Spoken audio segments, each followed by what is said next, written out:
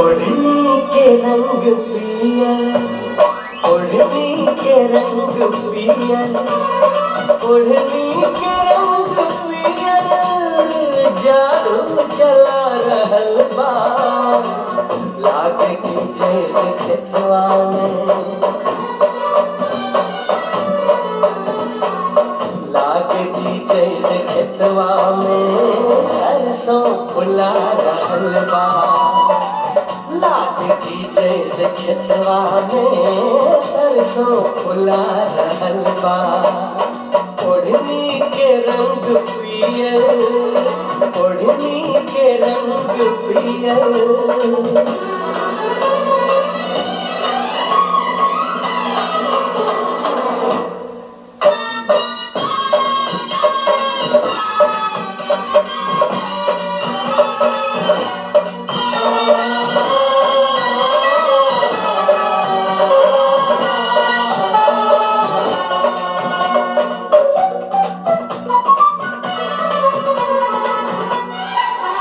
मारे हवा के झोंका, लहरे लखलल केसिया, खुद फूल बन गइल बा।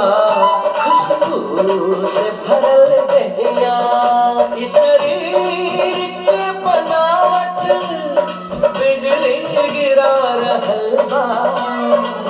लागे की जैसे खेतवा में सरसों फुला रहल बा। लागे की जैसे खेतवा में सरसों फुला रहल बा। ओढ़नी के रंग पियर, ओढ़नी के रंग पियर।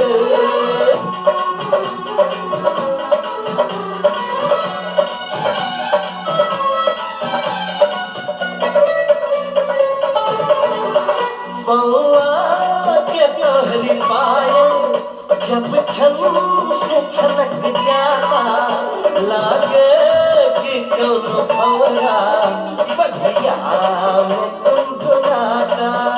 मुस्कान तोहरे दिल के धड़कन बढ़ा रहल बा। लागे कि जैसे खेतवा में,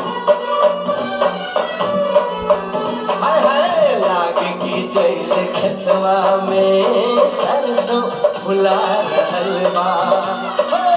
लागे की जैसे खेतवा में सरसों फुला रहल बा।